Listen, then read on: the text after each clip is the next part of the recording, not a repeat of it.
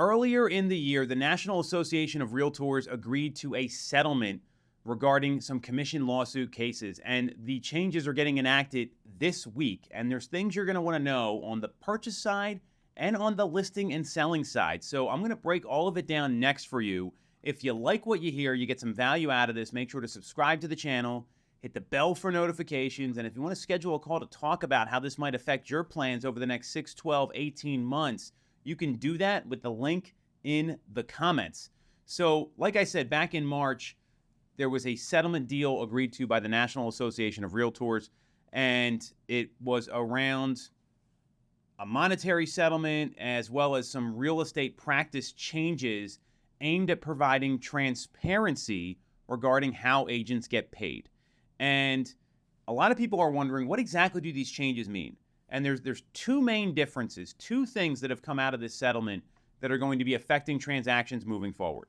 Offers of compensation for agents working with buyers are no longer made on the MLS, the multiple listing service. That's change number one. We've seen so far the vast majority of sellers are offering compensation. It's just not disclosed on the MLS anymore.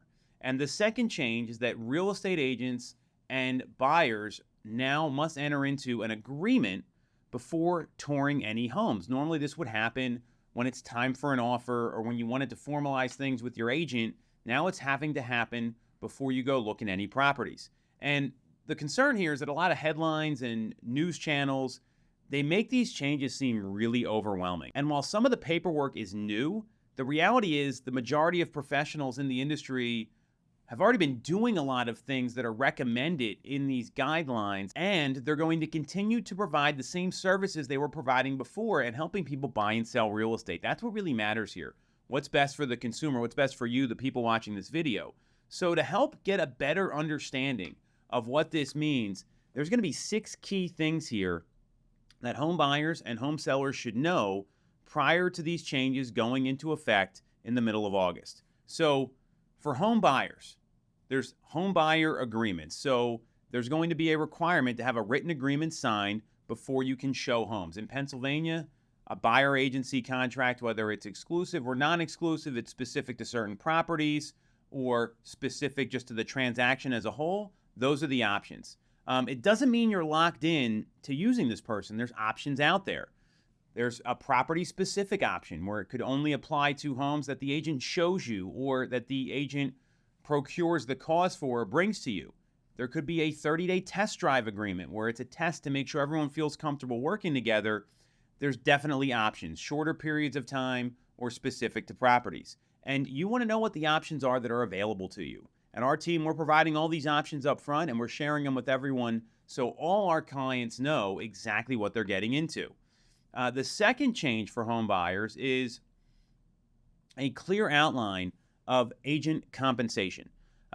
Because if the agreement's not specific or if you have questions or you need clarification, you want to know that before you sign anything. And just like they always have been, agent fees are negotiable. The settlement doesn't change that. That's always been the case. And there's going to be different options out there, whether the seller's offering out buyer compensation or not. That's something you should know before you walk into any property. A good agent's going to be communicating that with you and letting you know exactly what you're walking into so you know what it's going to take if you like the home and you want to purchase it. And the third thing to know as a home buyer is that sellers can offer to cover some of your closing costs, and they are offering buyer agent compensation or commissions as an incentive for buyer agents to bring their buyers through. That hasn't changed. That's always been an option for sellers to do that. And what you won't see is the transparency on MLS listings. You might see this on listings right now, whether you're on any website, whether it's Zillow or somewhere else, not an MLS website, the compensation is typically disclosed. That doesn't mean they're gone.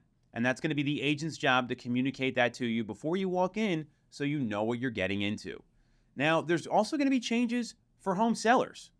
3 changes specifically you want to be aware of. The first is that you have the power of choice as a home seller. You can decide if you want to offer compensation to a buyer agent.